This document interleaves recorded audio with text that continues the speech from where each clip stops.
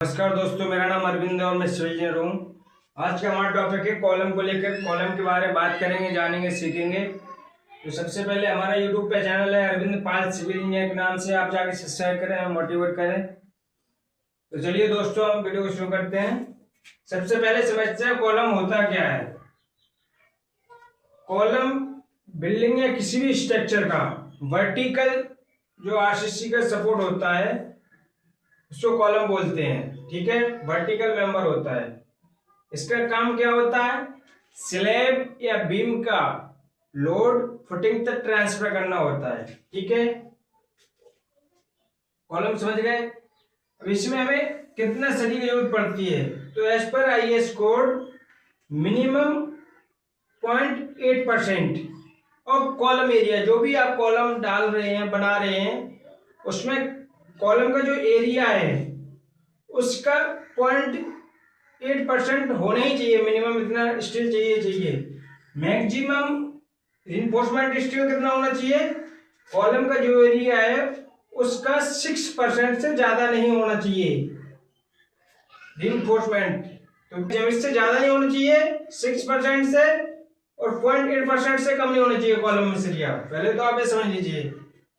Minimum dia of बार, आप column में कितने तक कम से कम डाया ले सकते हैं? तो 12 mm से सरिया का डाया यूज ना करें कॉलम में। ठीक है, आप 12 से ऊपर ही डाया यूज करें एज पर IS code. Minimum number of bar rectangle या स्क्वायर कॉलम में, कम से कम नंबर ऑफ बार कितना होना चाहिए रेक्टेंगल और स्क्वायर कॉलम में? तो नंबर ऑफ बार 4 होना चाहिए। ठीक है, राउंड कॉलम में नंबर ऑफ बार कितना होना चाहिए? मिनिमम कम से कम 8 बार। ठीक है, मिनिमम कवर ऑफ कॉलम ये कितना होना चाहिए? 40 mm मैन बार से। ये हमारा कॉलम का है, ये हमारा सरिया है, ये हमारी रिंग बन रही है। तो जो ये वर्टिकल मैन बार है इससे 40 mm कवर हमें चाहिए। ठीक है, total zone of column, column में कितने जोन होते हैं? तो देखिए, कॉलम में होते हैं 3 जोन। अब हमें पहला होता है ए जोन, फिर होता है बी जोन बीच में, फिर नीचे होता है ए जोन। ठीक है, तो जो ए जोन होता है टेंशन जोन होता है, बी जोन कंप्रेशन जोन होता है। ठीक है, तो ये जोन बी जोन कितना डिफाइन कैसे करेंगे? तो ये डिफाइन होता है L4 से, L डिवाइड बाई 4। अब ये हाइट हमारी मान लीजिए आप 4 मीटर है, टॉप की स्लैब के बॉटम से और बॉटम की स्लैब के टॉप से टोटल हाइट 4 मीटर है। तो डिवाइड बाई 4 कर देंगे तो 1 मीटर आ जाएगा हमारा बॉटम का टेंशन जोन, और 1 मीटर आ जाएगा टॉप का टेंशन जोन, और 2 मीटर आ जाएगा बीच का कंप्रेसिव जोन। ठीक है, इसको हम लैपिंग जोन भी बोलते हैं। हम ये बीच वाला जोन होता है इसी में ही लैप देते हैं। ठीक है,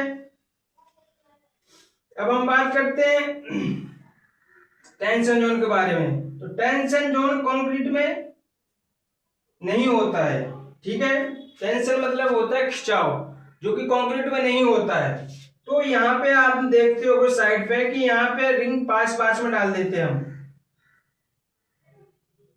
L/4 में जो टेंशन जोन होता है नीचे ऊपर, ऐसे हम रिंग पास में डाल देते हैं, क्योंकि यहाँ पे टेंशन नहीं होता कंक्रीट में। ठीक है, बी जोन में क्या होता है? कंक्रीट में कंप्रेसिव जोन होता है। ठीक है, यहाँ पे कंप्रेसिव जोन होता है कॉलम में, तो यहाँ कंक्रीट में कंप्रेसिव जोन होता है। तो यहाँ पे आप देखते होंगे साइड पे कि यहाँ पे हम रिंग का सेंटर बढ़ा देते हैं। ठीक है, तो ये होता है हमारा ये जोन, बी जोन, सी जोन। टेंशन जोन हो गया, फिर लैपिंग जोन भी बोलते हैं, कंप्रेसिव जोन भी बोलते हैं। ठीक है, फिर टेंशन जोन। तो इसको कैसे निकालेंगे? L डिवाइड बाई 4 करके, टॉप का बॉटम स्लैब से, बॉटम का टॉप स्लैब से हाइट नाप के L/4 कर देंगे। ठीक है, अब हम बात करते हैं effective height and clear height के बारे में। ठीक है, तो इफेक्टिव हाइट किसे बोलते हैं? इफेक्टिव हाइट होती है हमारे टॉप के स्लैब के बॉटम से और बॉटम के स्लैब के टॉप से जो भी आपकी क्लियर हाइट जो भी मिल रही है आपको उसको हम इफेक्टिव हाइट बोलते हैं। ठीक है, कहां से? टॉप के बॉटम से और बॉटम के टॉप से, ये जो भी हाइट है इसको हम इफेक्टिव हाइट बोलते हैं। ठीक है, क्लियर हाइट किसे बोलते हैं?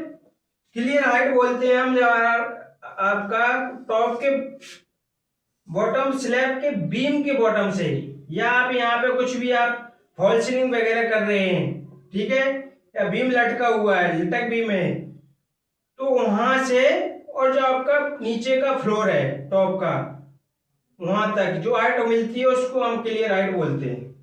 ठीक है, तो आज का टॉपिक क्लियर है। इसमें किसी प्रकार कोई कमेंट है तो जरूर करें। ठीक है, वीडियो देखने के लिए धन्यवाद।